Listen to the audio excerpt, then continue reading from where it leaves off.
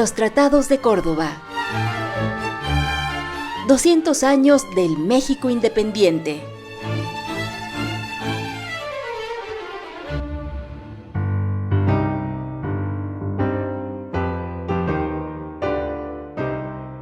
La madrugada del 16 de septiembre de 1810 comenzó la lucha armada por la independencia de México, pero contra lo que suele quedarse en el imaginario colectivo, la independencia se concretó en realidad 11 años más tarde, después de un largo conflicto armado que dejó miles de muertes en diferentes regiones de todo el país que aún se estaba construyendo. Y aun cuando la guerra tampoco terminó en 1821, el 24 de agosto sí, empezó a escribirse la historia de ese México independiente con la firma de los Tratados de Córdoba, documento en el que se acuerda la independencia de México y la retirada de las tropas españolas de la capital del país. Si bien también hay que recordarlo, la consumación de la independencia se puede empezar a señalar hasta finales de septiembre de ese 1821.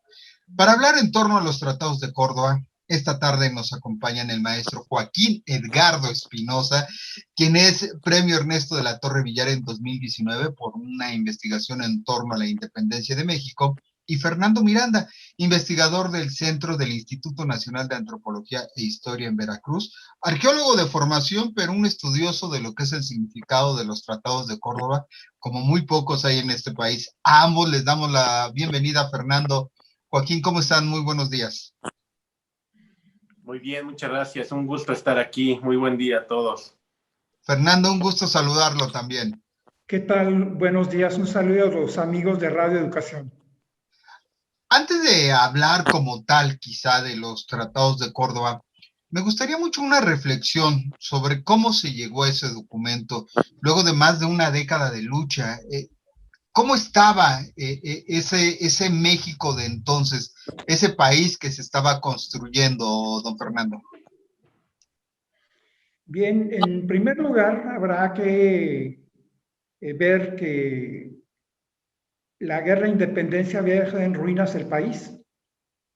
Los pilares de la economía virreinal habían caído. La minería era un desastre. En el campo había habido graves daños. En el caso de Veracruz, la producción de caña de azúcar y tabaco había colapsado desde 1812 con el ataque de José María Morelos y Pavón a Orizaba.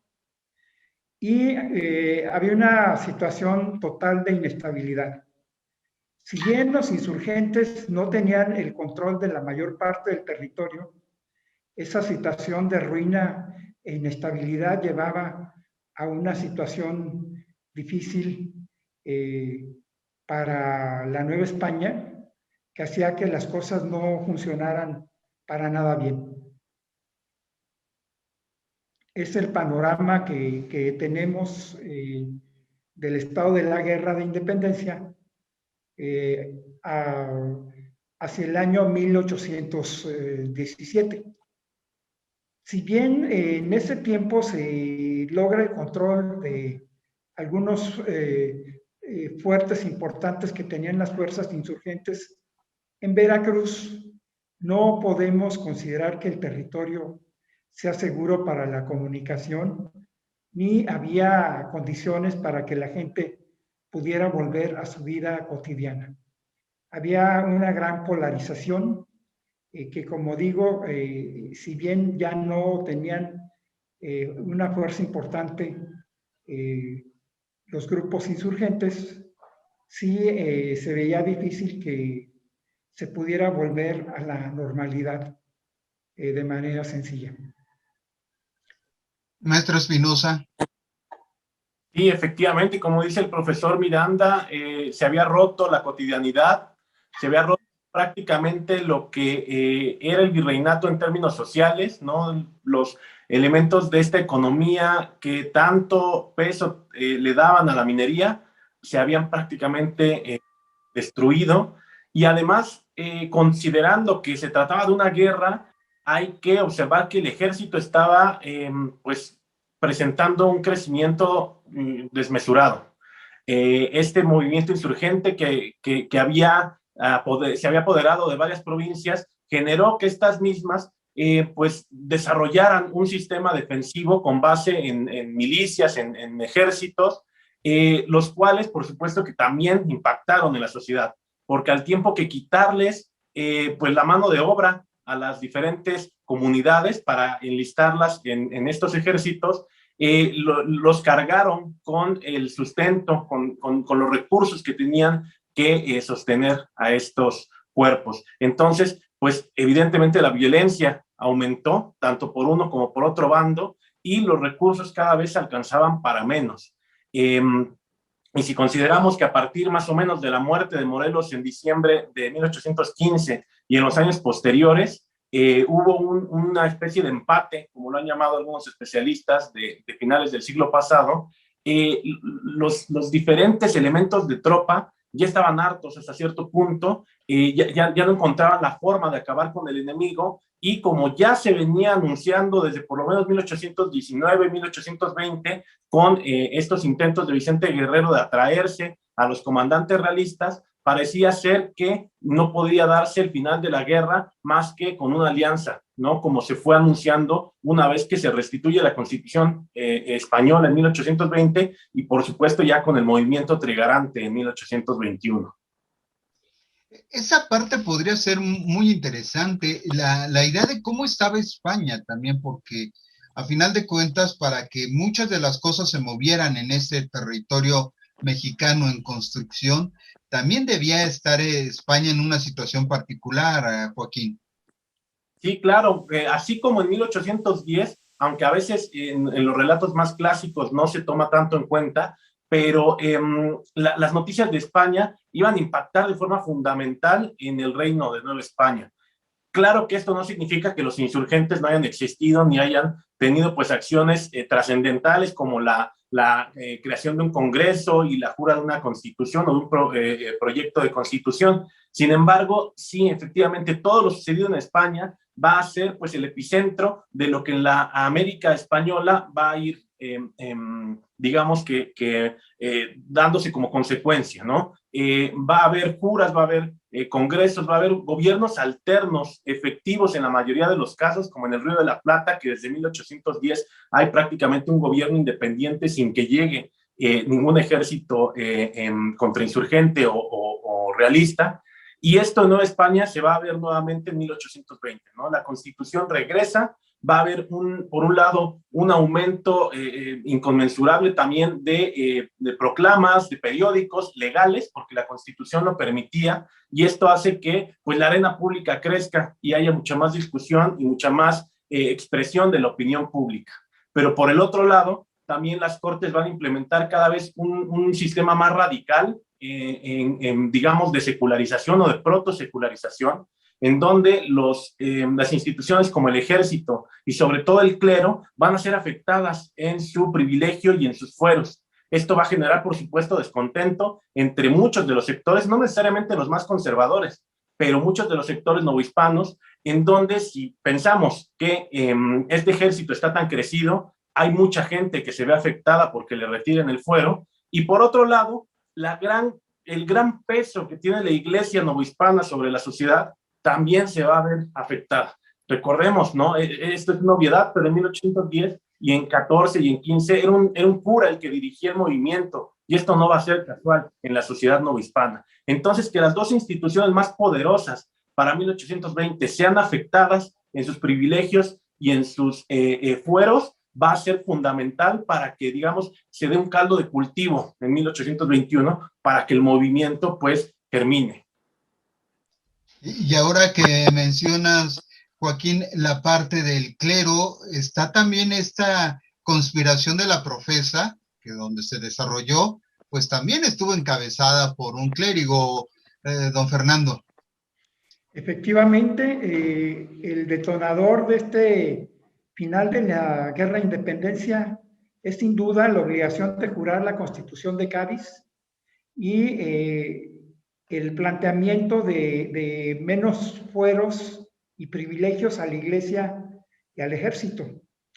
Esto trajo gran inconformidad en el sector religioso y algunos obispos se incorporan activamente a la lucha contra la Constitución y a la idea de romper con España, nombrando una monarquía local. Es así como empiezan a conspirar en la propesa, y esas ideas permean en un grupo de soldados que veían también con desconfianza la manera en que estaba funcionando su sector. Es el caso de Agustín de Iturbide, que había sido juzgado por excesos en su labor, que es restituido, pero regresa con algún resentimiento.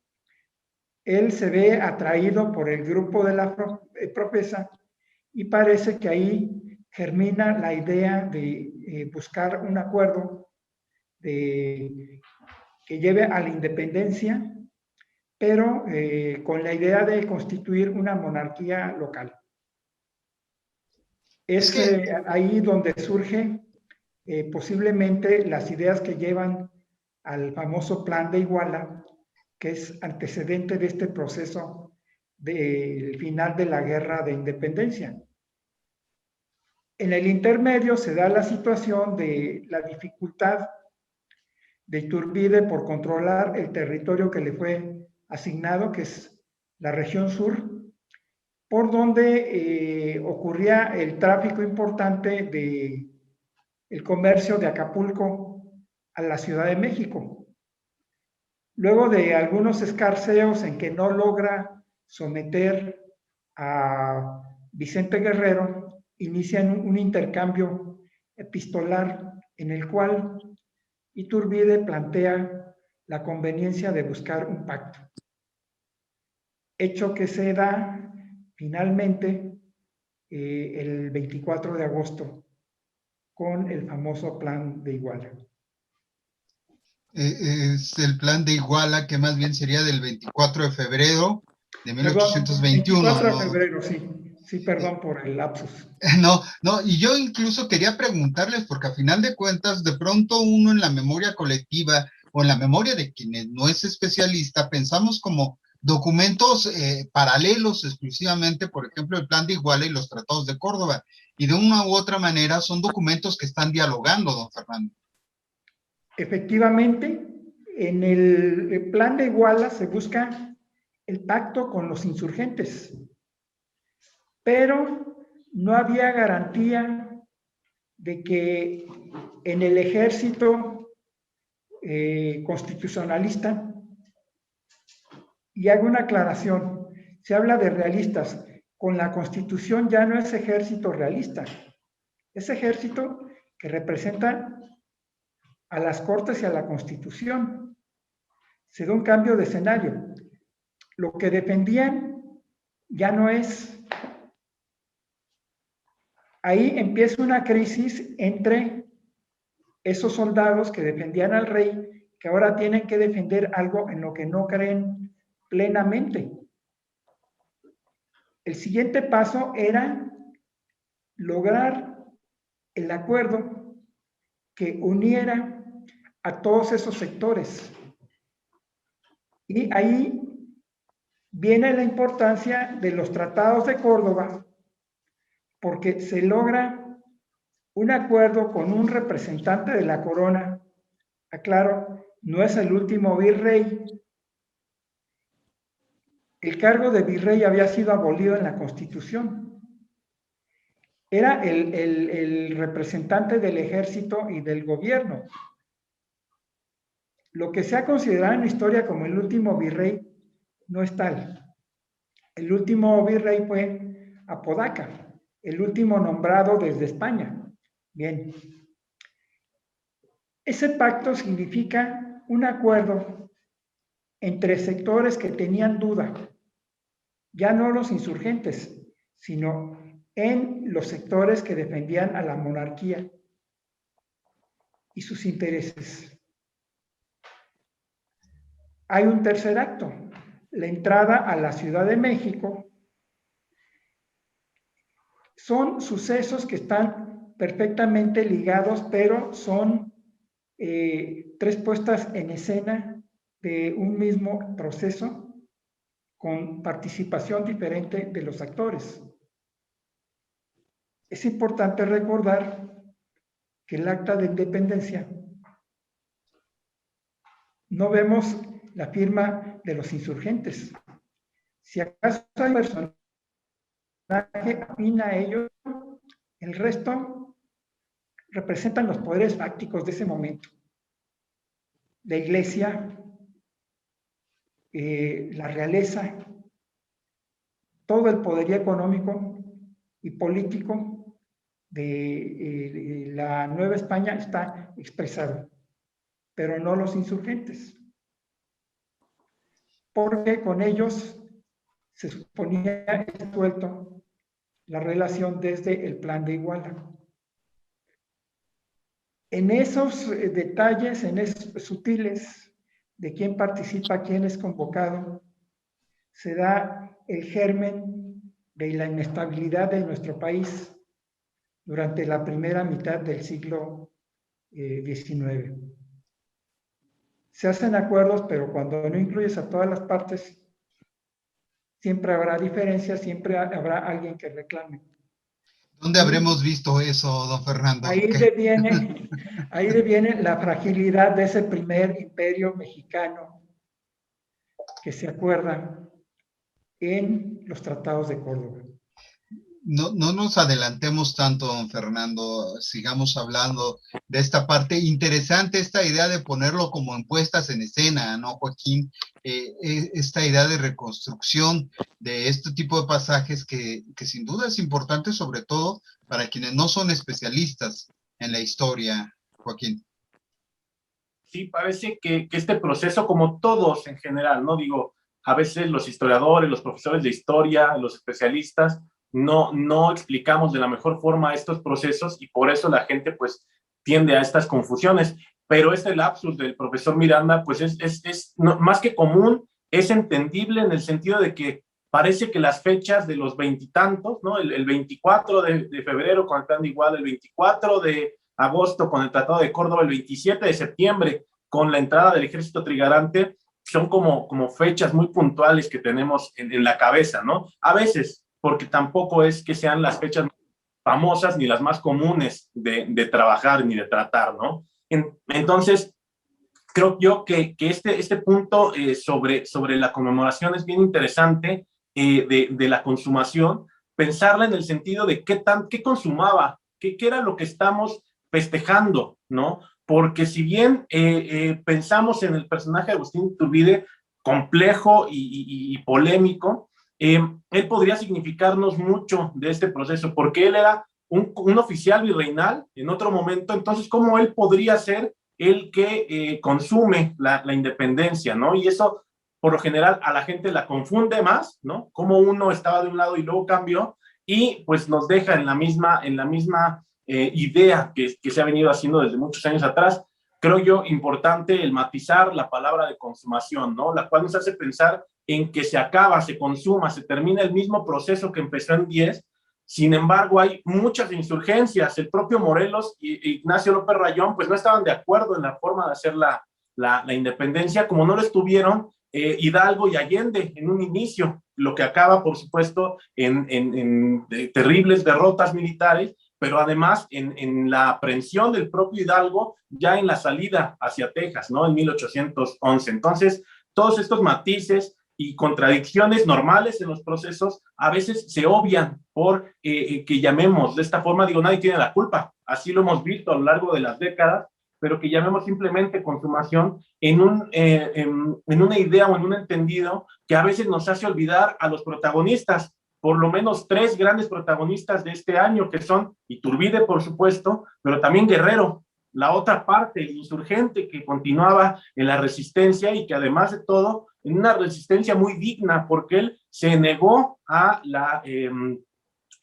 tomar ese perdón y se me fue la palabra, disculpen, el indulto, muchas gracias, profesor, el indulto de una forma muy digna, porque él hablaba de que mientras la Constitución, esta Constitución gaditana española, no reconociera como iguales a los que como él eran afrodescendientes, no podía haber una igualdad, ¿no? Y un tercer personaje que casi tampoco lo tenemos en mente, ni en España, donde lo consideran traidor, ni acá, donde hizo tanto en tan poco tiempo, que es Juan O'Donoghue, ¿no? Este hombre liberal que vino a facilitar mucho de la etapa final de la trigarancia, ¿no? Entonces, claro que esto de las fechas y de los cortes que hacemos nos dice mucho de cómo seguimos viendo un proceso a partir de los autores del siglo XIX, y no a veces lo que tendríamos que hacer es actualizarnos, y sobre todo actualizar, no sé, libros de texto, por supuesto, y por supuesto espacios como este, en el cual la gente lo ve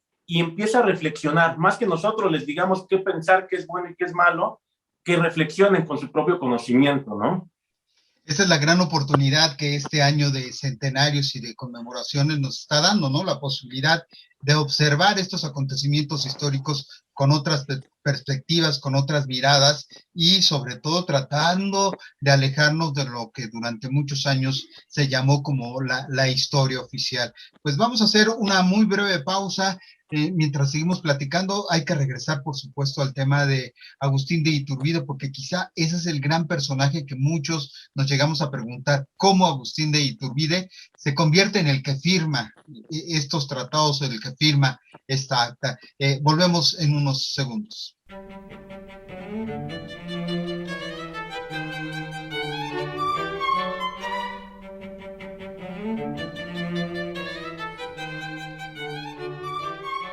Seguimos en este programa especial para conmemorar el bicentenario de los Tratados de Córdoba, firmado, como su nombre lo dice, en una de las poblaciones más bellas de Veracruz, y que nos permite además reflexionar sobre ciertos personajes y sobre los mismos hechos históricos.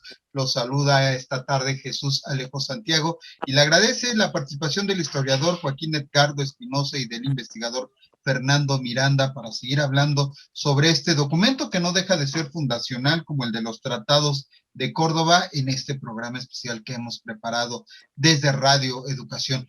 Antes de esta breve pausa, maestro Espinosa hablaba de un personaje como Agustín de Iturbide, y ahora volteo la pregunta con el profesor Fernando Miranda. Don Fernando, ¿cómo llega Agustín de Iturbide a convertirse en un personaje fundamental para la historia de México, aun cuando de pronto se le quieran seguir quitando ciertos méritos? Bien, Iturbide es posiblemente el militar de mayor rango que logra involucrarse en este proceso. Es también un personaje con visión y carisma que día a día va haciendo labor entre sus compañeros, convenciéndoles que es una guerra que no tiene otra solución que buscar un pacto. Pongo un ejemplo.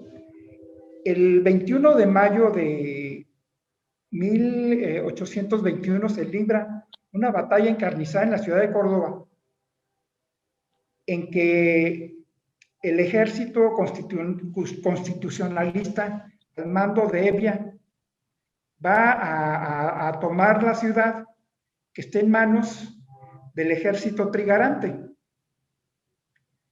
Se da una participación inusitada del pueblo que se vuelca en apoyo al ejército trigarante. ¿Por qué? Porque estaban cansados ya de los efectos de la guerra. ¿Dónde estaba en ese preciso momento Iturbide? Estaba en el occidente de México, en Santa María de Yurecuaro, pactando con un importante jefe del ejército español.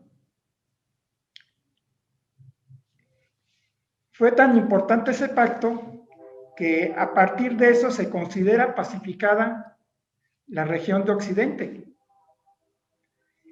Esto significa él estaba trabajando en varios frentes. Fue sin duda el estratega más importante del pacto y de la solución negociada del conflicto. El problema es el juicio que se emite posteriormente cuando se erige como primer emperador.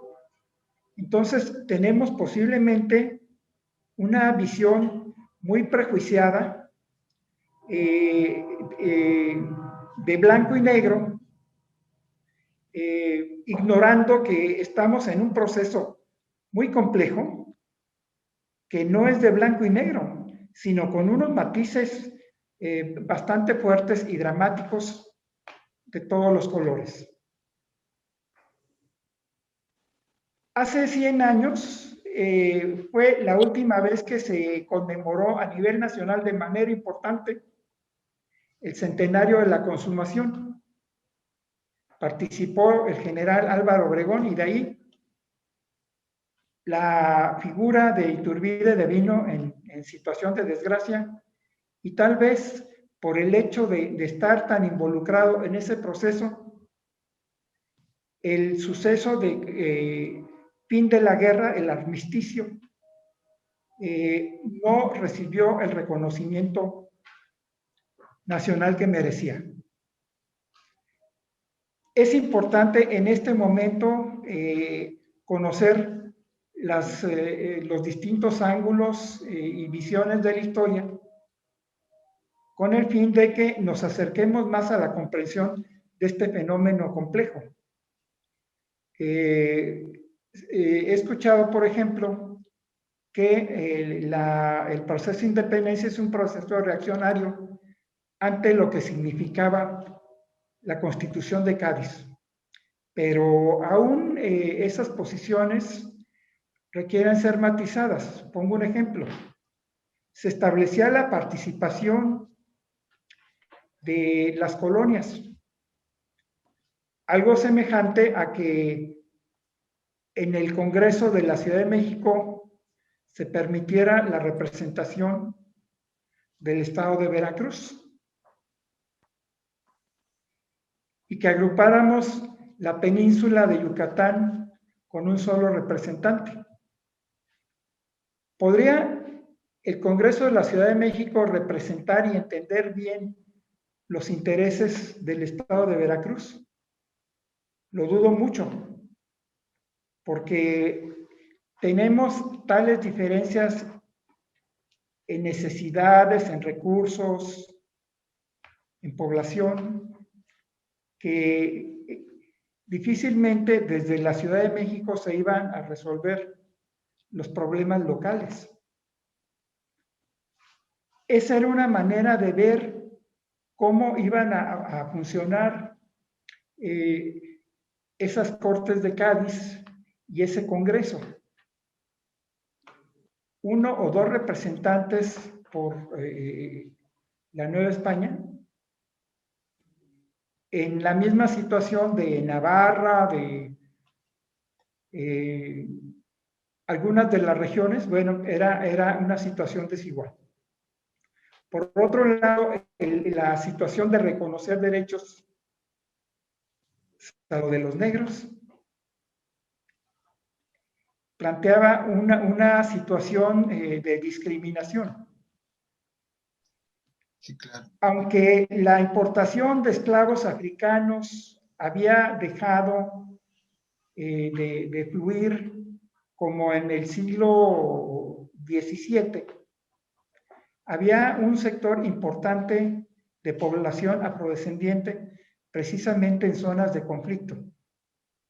Entonces, lo que planteaba la Constitución no era una solución para ellos, porque no significa ni la discriminación ni la abolición de la esclavitud. Entonces, era necesario buscar un pacto diferente. Apenas un ejemplo de la complejidad de estos acercamientos, ¿no, Joaquín? Lo que nos plantea el profesor Miranda. Lo vemos de pronto casi como blancos y negros y hay una complejidad enorme en cada uno de estos pasajes, Joaquín. Sí, claro, en el propio personaje que, como bien comenta, es el gran protagonista, no único, claro está, pero el gran protagonista de este proceso, que es Agustín de Iturbide, el cual creo yo que ha sido poco estudiado, y los que lo han estudiado lo han hecho mal, en el sentido de que todos estos prejuicios, todas estas ideas negativas que tenemos todavía sobre él, no hacen más que repetirse a lo largo del tiempo. Un momento clave, creo yo, en el imaginario que se tiene sobre Iturbide es precisamente 1822, momento en el cual, creo yo, toma la peor decisión de todas las que va a llevar a cabo en su vida, que es aceptar esa corona del Imperio Mexicano, pero que además le genera un gran enemigo que se llama Vicente Rocafuerte. Este personaje lo conocemos poco, fue presidente de Ecuador y un encarnizado enemigo de Iturbide, que escribió un libro que se llama Bosquejo Ligerísimo de la Revolución de México, en el cual prácticamente va a relatar o va a fijar todas las ideas que siguen existiendo 200 años después, o casi, de Agustín de Iturbide, por ejemplo, que buscó por ambición esta propia corona, que se hizo el movimiento de independencia, fue para beneficio personal. Por supuesto que hay parte de razón, claro que tenía ambiciones todos los demás participantes de uno y de otro lado, ambiciones que a veces vemos como legítimas o no, dependiendo de cada uno de los personajes, ¿no? Esta idea de que es anticonstitucional o antigaditano, como comentaba el profesor Miranda, pues es real en Iturbide, ya lo dijimos, las corporaciones estaban siendo atacadas, pero también era anticonstitucional, viéndolo de esa forma, Vicente Guerrero, por el asunto de esta representación muy dispareja, ¿no? Entonces, a veces como que tendemos a atribuirle a ciertos personajes posturas que son negativas dependiendo de nuestra propia forma de verlo. Si era monarquista, porque nosotros vivimos en una república democrática, lo vemos mal, pero en la época la monarquía constitucional era lo más avanzado, lo que estaba generando muchas discusiones en Europa. En España mismo, 3 años después, iba a abolirse este sistema liberal y se regresaría nuevamente al absolutismo. Entonces, a veces tendemos a observar con ojos diferentes a cada uno de los personajes, dependiendo qué tan heroico o no lo considere la historia, esta historia oficial, que decía es como se le ha llamado en general, ¿no? Iturbide fue un militar, ¿no? Miembro de la élite provincial de Michoacán, de Valladolid, como se llamaba en ese momento Morelia, y que, pues claro que era aspiracional, buscaba mejorar social, económica, políticamente, y además de todo se compromete con una causa que es la del gobierno virreinal, la cual, bien o mal, sin juzgarlo, pero la considera la justa, la correcta, y por tanto hace con tanta violencia la guerra a los enemigos insurgentes, porque según su postura eran personas que estaban poniendo en entredicho el orden que existía en el virreinato, el orden del cual él se beneficiaba, claro está, ¿no? Sin embargo, con el paso del tiempo, van a ser precisamente estas acciones tan agresivas que va a llevar a cabo en el Bajío, en Guanajuato, en Michoacán, las que van a generar que lo hagan a un lado, ¿no? Lo destituyen, y Iturbide va a pasar los siguientes años viviendo en Chalco, aquí a las afueras de la Ciudad de México, tratando de limpiar su nombre. Va a mandar un emisario a España para que interceda ante el rey y se le dé una condecoración, la Orden de Isabel la Católica, y que se le disculpe por todo lo que supuestamente sus enemigos habían dicho en su contra. Se podría pensar incluso, Joaquín, que desde los primeros artículos de los tratados de Córdoba tienen como esta idea de conciliar de un lado y del otro. Recordemos, profesor Miranda, también, esta América se reconocerá por nación soberana e independiente y se llamará en lo sucesivo Imperio Mexicano. El gobierno del imperio, que sería el artículo 2, será monárquico, constitucional, moderado. Un poco lo que decía Joaquín, profesor Miranda, se tenía ya la idea y contemplado, digamos, esta forma de gobierno, profesor.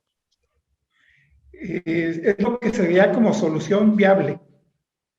Si bien en la Constitución de Apatzingán se planteaba un proyecto diferente de nación, las condiciones lo que permitían era eso.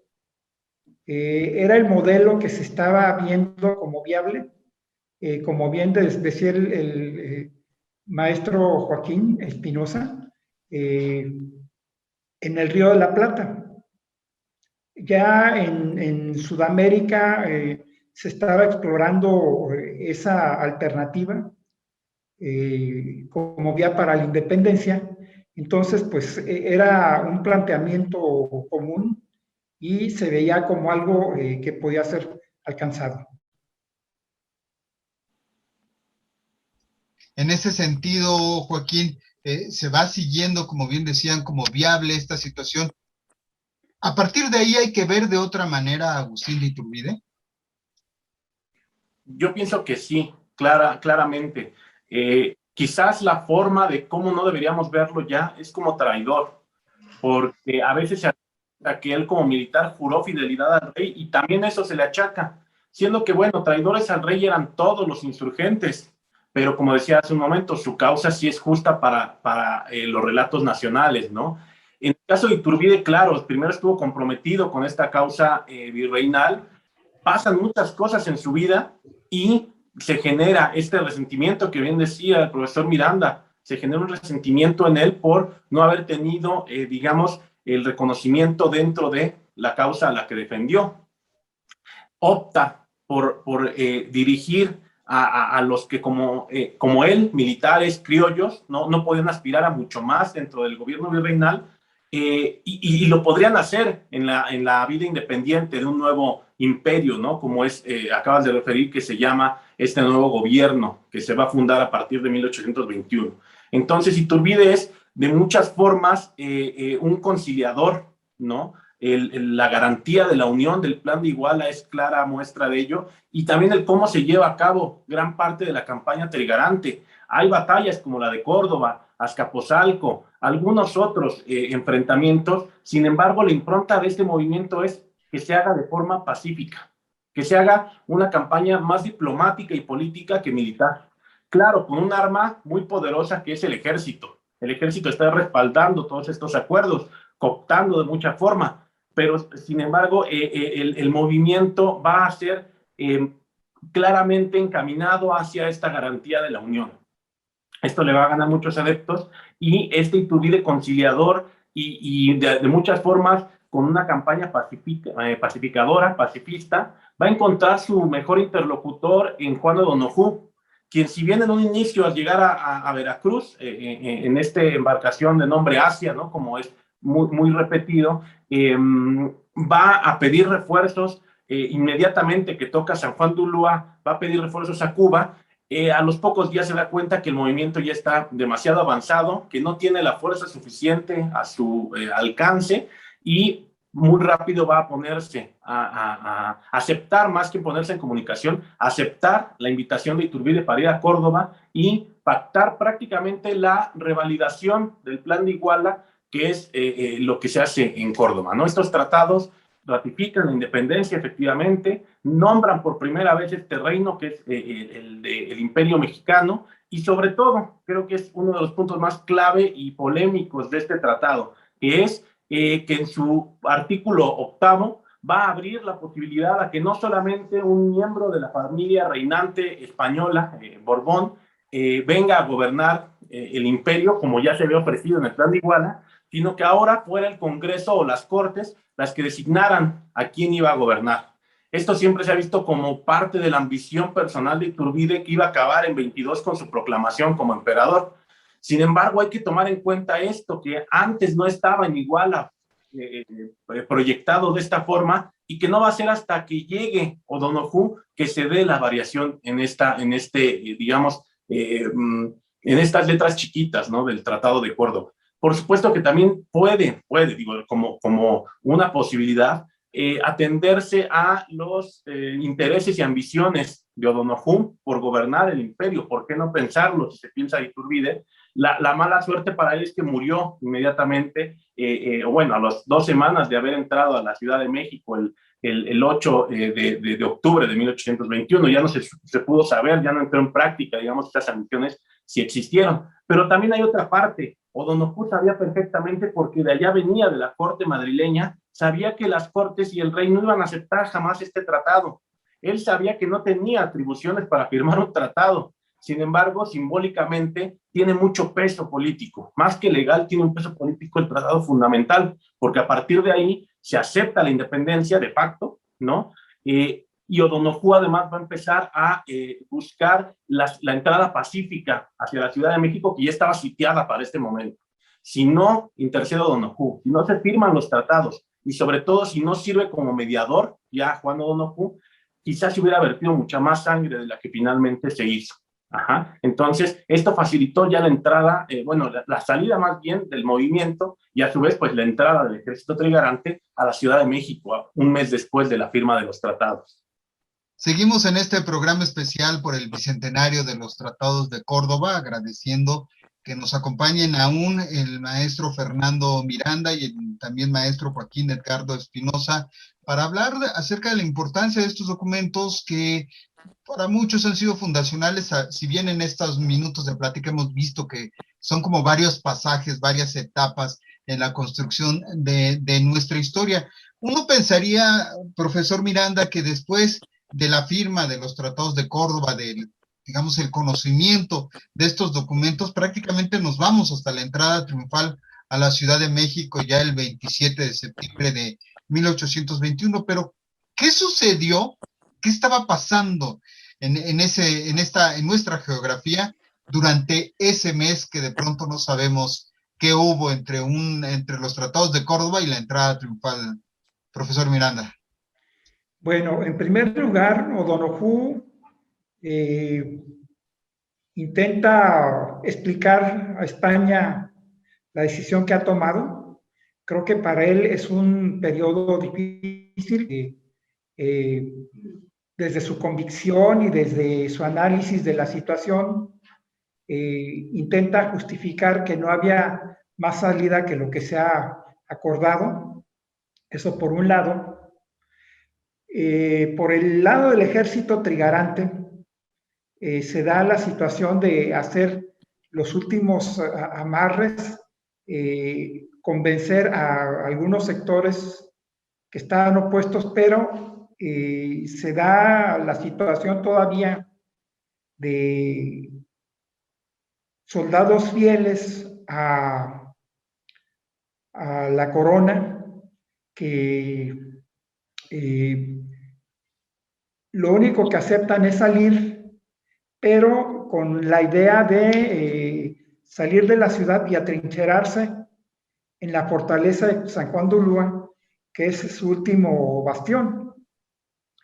De ahí que el proceso de consumación de la independencia, a mi manera de ver, lo tenemos que ver como último acto en la expulsión de los soldados españoles por Sáenz de Baranda en 1824. Entonces, debemos analizar con cuidado todo lo que ocurre en ese periodo y tener claro que este proceso se consuma realmente en ese proceso de expulsión de las tropas españolas.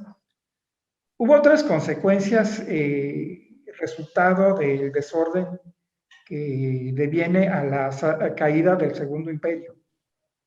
Las posiciones que habían tomado algunos sectores llevan a un famoso decreto de expulsión de los españoles, contrario a planteamientos que estaban en los tratados de Córdoba.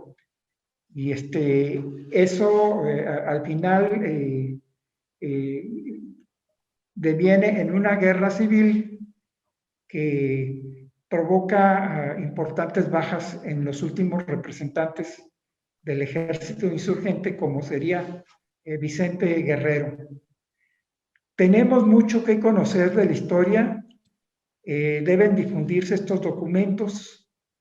Es importante la difusión que estamos haciendo en este momento y olvidarnos de esos héroes de bronce, ver a los personajes en su momento, en su tiempo, con virtudes, con ambiciones, pero dándonos cuenta de que el país que tenemos se forjó en ese tiempo y aprender de las contradicciones y buscar siempre la conciliación como vía de hablar los conflictos. Creo que es lo que nos queda de aprendizaje de esta parte final de la guerra de independencia y que es algo en lo que tenemos que reflexionar para nuestros días.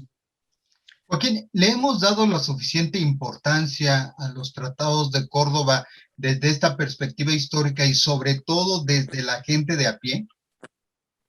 Yo creo que no. Yo creo que tanto los historiadores y por supuesto la población en general no se le hemos dado, no solo a los tratados, sino al plan de Iguala, a la misma forma del Acta de Independencia y al proceso en conjunto, ¿no? Hace un rato el profesor Miranda mencionaba precisamente los 100 años desde que se conmemoró por última vez a Iturbide de cierta forma o al movimiento trigarante, porque hace 50 también hubo una especie de conmemoración, ¿no? Por los 150 aniversario. Sin embargo, en ese momento se decretó políticamente a Vicente Guerrero como el consumador y como el firmante del plan de Iguala. Es decir, se hizo a un lado a Agustín de Iturbide. Entonces, creo que el proceso en general, a los personajes, incluido el propio Guerrero, que insisto, se le recuerda por ser el primer presidente afrodescendiente, y está muy bien que se le recuerda así, pero fue el último insurgente en resistencia, ¿no? Y como les decía, una resistencia muy digna.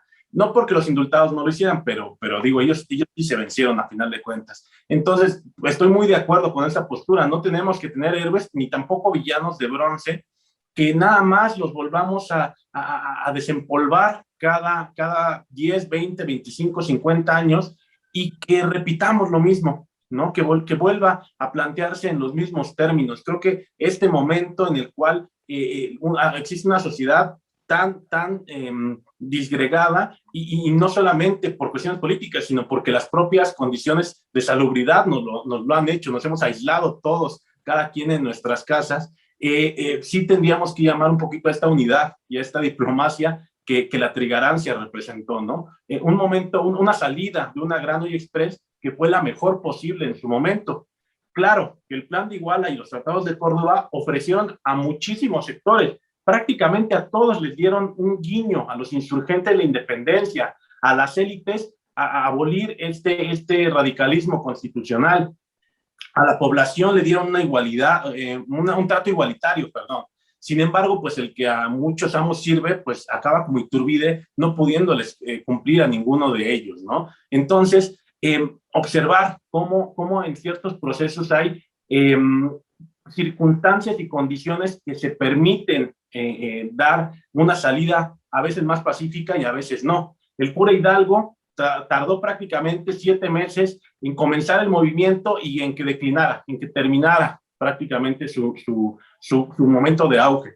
Javier Mina en 1817 también tardó 7 meses en una campaña de liberación del Nueva España. Iturbide tardó los mismos 7 meses en lograr, junto con su ejército y muchos elementos que ya hablamos a lo largo del programa, tardó también 7 meses porque las circunstancias estaban dadas y porque Iturbide entendió cuál era el tono, el camino a seguir, que era de la diplomacia, la política y la pacificación. Desafortunadamente para él, fue un pésimo gobernante, un estadista tremendamente malo, pero como un político que actuó en 1821, no hay nada que reprocharle, ¿no? Actuó de la forma más prudente y más efectiva y eficaz para poder conseguir este proceso. Quizás eso tendríamos que recordarlo más que al Iturbide autoproclamado, como se repite tanto, al emperador, que sí tuvo muchísimos errores. Sin embargo, que en 1821 fue muchísimo más político que muchos de los políticos que hemos tenido en 200 años. Profesor Miranda, esto que dice Joaquín es muy interesante en esta idea de recuperar a los personajes, pero también hay que recuperar hechos, ¿no? Y hay muchos hechos entre el plan de Iguala y los tratados de Córdoba que estas revisiones históricas nos están permitiendo reelaborar y releer desde una perspectiva contemporánea, profesor. Desde luego, son fechas para incorporar en el calendario de celebraciones cívicas. Se ha asociado mucho los tratados de Córdoba con la figura de Iturbide y por eso fueron menospreciados. Cuando se presentó en el Congreso de la Unión la idea de dar reconocimiento nacional a esta fiesta, fue desechado tomando argumentos principalmente en contra del personaje y a la legalidad del documento el cual se opinaba no tuvo validez en las Cortes porque se decía que O'Donoghue no tenía facultades para firmar lo que firmó. Eso no importa al final. El asunto es que en los hechos este documento es detonador del armisticio. Ahí concluye la guerra armada y empieza el proceso de pacificación que se da en la entrada del ejército gigante a la Ciudad de México. Son fechas que debemos recordar, que deben llevarnos a la reflexión de lo que ocurría hace 200 años y deben ser un referente de cómo debemos enfrentar las diferencias en nuestro país, en un momento que estamos tendiendo demasiado a la polarización. Eso precisamente quería preguntar prácticamente para cerrar este programa especial sobre los tratados de Córdoba, que bueno lo saca el profesor Miranda. Estamos en una etapa como de relecturas históricas. ¿Qué debiera hacer el especialista, el estudioso? ¿Qué debiera hacer el interesado en la historia frente a estas circunstancias, Joaquín? Yo pienso que ser críticos ambos, el que produce conocimiento histórico crítico, lo que es su trabajo, con qué está haciendo bien y qué tan riguroso lo está haciendo, y la gente, la población en general, críticos con lo que está leyendo, ¿no? Que no consumamos a veces mucha novela histórica o trabajos, bueno, por gente no especializada, que son los que más se venden, desafortunadamente, pero ser críticos con ellos, leerlos realmente en un nivel de comprensión, para también hacer cada quien su propio criterio, ¿no? O sea, consumir la información, pero también generar y discutirla a su vez, ¿no? Los historiadores necesitamos dar una divulgación mucho mayor del conocimiento que estamos investigando, porque el conocimiento que no se divulga, pues es conocimiento inútil, ¿no? No sirve para unos cuantos. Y entender que estas coyunturas de conmemoración son el momento preciso para que la gente se interese, para que la gente busque ciertos contenidos, como por ejemplo, en el caso de este proceso de independencia, pues no lo hacen el año anterior, ni en 2019, ni en 2003, ni lo harán el año siguiente, ni los años venideros, ¿no? Es decir, es un momento que se presta para que este conocimiento salga de las aulas, salga de los libros y se la tratemos de llevar a la gente, para dejarlos con un poquito de gusto, por supuesto, por su historia, pero también con ese gusanito de que investiguen, de que efectivamente estos documentos y más vayan y los lean, ¿no? Pero también tenemos que hacer un trabajo de acercarles el material a ellos, de hacer que conozcan que hay más personajes, más momentos históricos de los cuales se nos presentan pues en los libros de texto y en esta historia oficial, ¿no?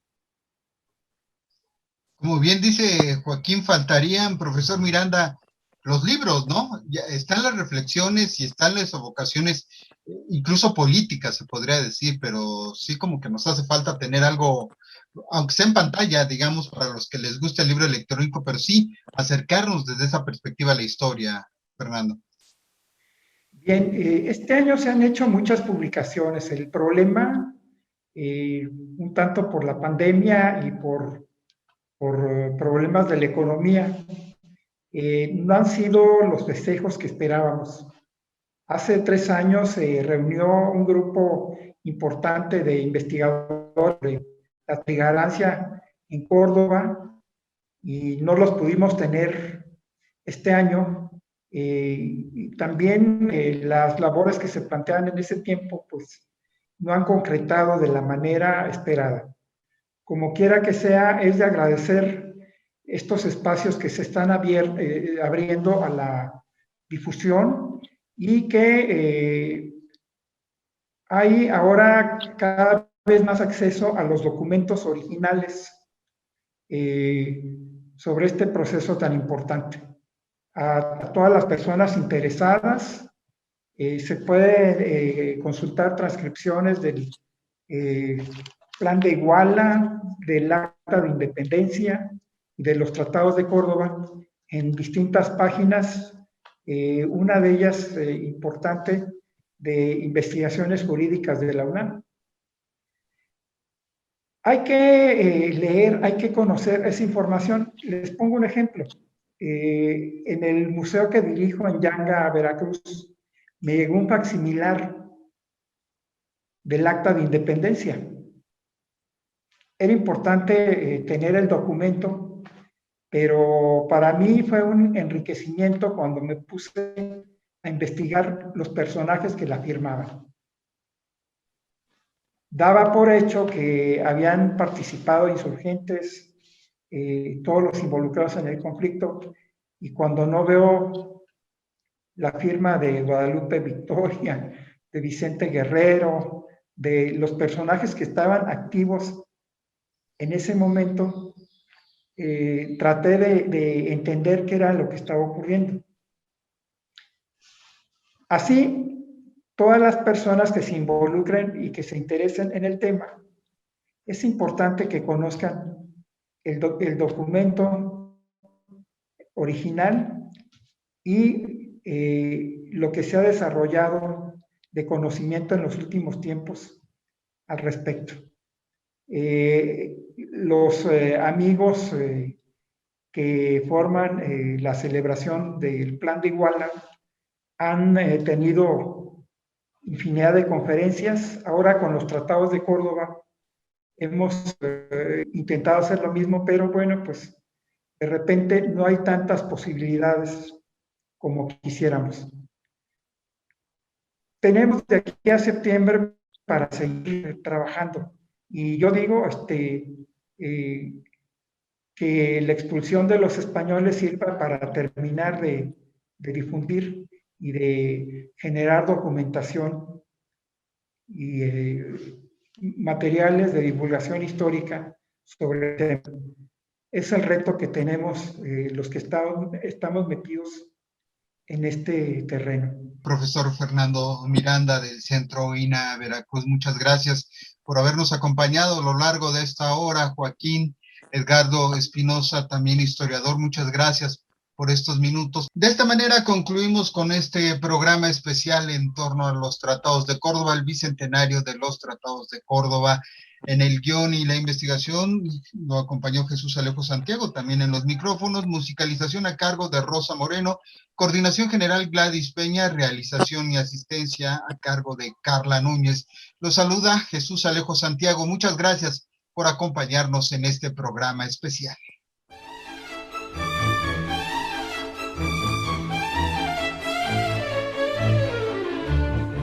Los Tratados de Córdoba.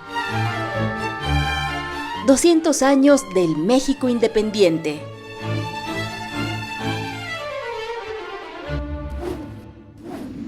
Conmemoraciones emblemáticas 2021. Gobierno de México.